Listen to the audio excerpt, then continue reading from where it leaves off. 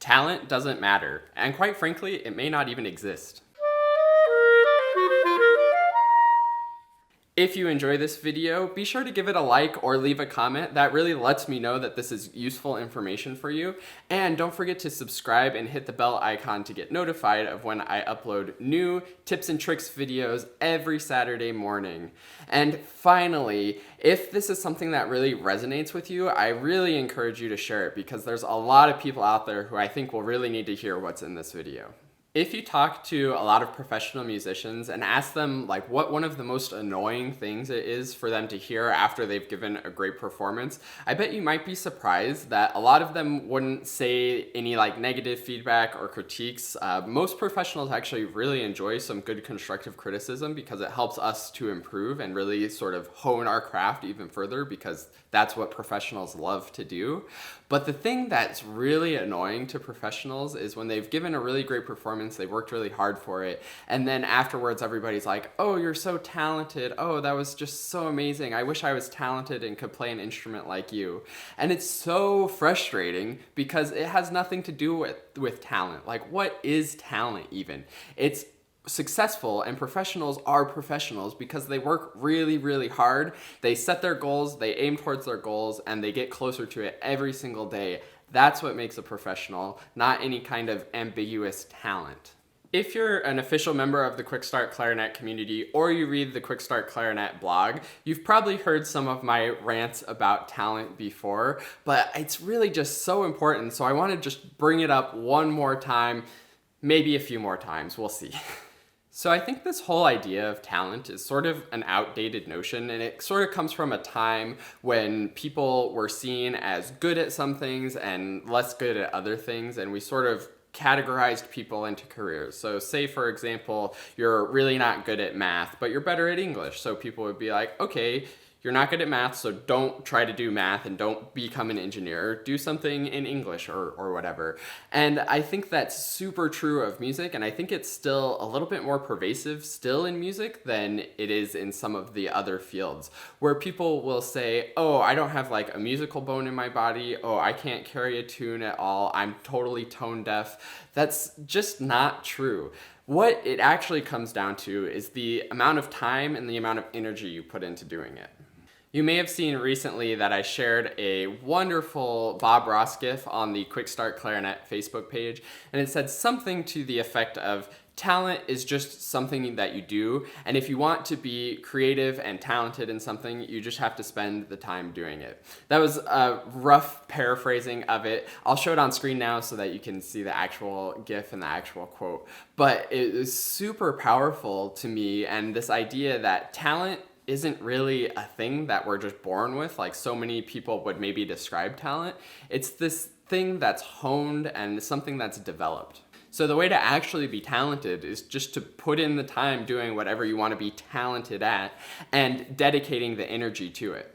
Now, I know you may be a little skeptical of this and you may be thinking, that can't possibly be true. Maybe if you're more of a beginner or you've only been playing a few years and you're playing with other people who have also only been playing a few years, and you're like, I know that there's people who just pick up things way faster and are way more naturally talented at whatever the instrument I'm doing is, but it's simply not the case. It's not because of some ingrained talent that they have that they were just born with. It all comes down to the time that they've been doing it.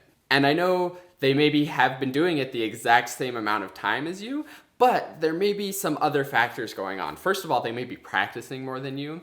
And even if you're practicing the exact same amount as them, it may come down to the efficiency of the practice and some other subconscious stuff too. When I was in middle school and high school, I was a pretty talented clarinetist, but it wasn't because I was practicing all that much. I did take a little bit of lessons and I did practice occasionally when there was something big coming up, but I was not a regular practicer at all, and I really regret that. But the reason why I was doing better than my peers is because I was dedicating a lot of subconscious time to the music and the clarinet. I was a super nerd in middle school and really into band, and I would actually like We would have scale challenge tests during the week in middle school, and I would literally be in my classes before like fingering through my scales on my pencil. So maybe I wasn't actually practicing that much, but I was dedicating a lot of time, a lot of thought, and a lot of emotional and mental energy to playing music and playing the clarinet. And that's what made me more talented. So if our talent, which I am now just going to change out with the word ability, because I think we've debunked that talent isn't really a thing, it's more just our ability. If our ability comes down to how much time we spend and how much energy we dedicate to practicing our craft, then that opens up really exciting possibilities, because it means that we aren't defined by anything inherent or anything in our genetic code. It gives us this opportunity and puts us in control of how good we are. It's a little scary though, because it comes down to our control for how good we are. It gives us the freedom to stop using talent as an excuse for why we aren't as good as we want to be. But also, we can no longer just say that we aren't talented and that's why we aren't as good as we want to be. We have to be really honest with ourselves about the energy and the time that we're putting into practicing and playing, and be honest with ourselves about how that's impacted where our ability is now. But the most cool thing is that you can change it. You can realign how much time and energy you're investing into your craft. And don't worry, you have plenty of time. This doesn't even have to be increasing the amount of time that you're physically practicing. It can just be increasing the amount of time that you're thinking about music and thinking about the clarinet. There's tons and tons of effective ways to sort of visualize practicing and practice away from the instrument.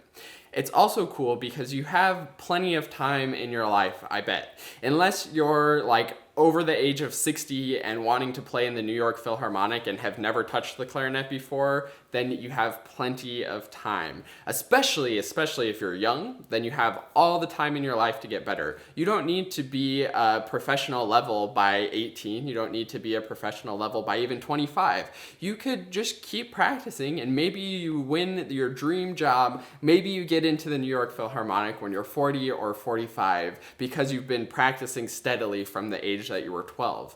It all comes down to how much time you have and how much time you want to dedicate to investing into your talent or ability. And now for the most important realization to have with this is this means that we don't really need to compare ourselves to others so much. I'm sure you've gone into a rehearsal or gone into your band room and you heard somebody warming up, or maybe somebody played a solo during one of the pieces and you're like, oh my gosh, they're so talented, they're so good, I wish I could be that good at the clarinet. There's no way that I could play as well as them. And that thought is totally harmful to yourself. There's no reason for you to put yourself down like that and to compare yourselves to others like that. First of all, because on a different day, you may sound better than them or you may sound worse than them. It doesn't matter. It's all dependent on the particular situation. But it doesn't come down to some inherent natural talent. When you hear somebody who's better than you at the instrument, it most likely means that they've spent more time working on it and they've been more efficient with their time working on it and have been productive in aiming towards goals that have made them sound the way that they do. So what that means for you is you can do exactly the same. If you hear somebody who's better than you, be like, wow, that's awesome. They've like worked so hard to sound the way that they do. I bet I could work that hard too. And I may not sound as good as them tomorrow, but if I work hard and I aim towards that goal, I'll probably reach it in maybe a year, maybe 5 years. It doesn't matter how long it takes. All that matters is that it's not some natural, amazing, gifted talent that's making them sound better. It's just that they've put in more work. They've spent more dedicated time and energy to reaching that level that they're at. And you can absolutely reach that level too if you dedicate the time and energy. So no more comparing yourselves to others. See everybody as their unique journey. And your unique journey is unique to you. So whether it takes you 5, 10, 15, 50 years to get as good as you want, and if that's the time it takes to put in the hours on the instrument that you need to be as good as you want, that's totally, totally fine. It's your unique journey. And one little sort of bonus disclaimer, the person who you think sounds so much better than you, they are definitely thinking that same thing about somebody else. So even if you put in your 50 years, you're still probably never going to be fully towards your goal and fully sounding as good as you want. But that's the really cool thing about music, is it's this sort of infinite skill ceiling, and we can always be getting better and always going through this process of getting better. So enjoy the time that you're putting into developing your ability, and happy practicing. Thanks so much for watching this. Please do share it if there's some people you know who you think would benefit from hearing this sort of message and sort of freeing themselves from this idea that it just comes down to their talent. And I wish you the best of luck in your hard work, your happy practicing, and I will see you in another video.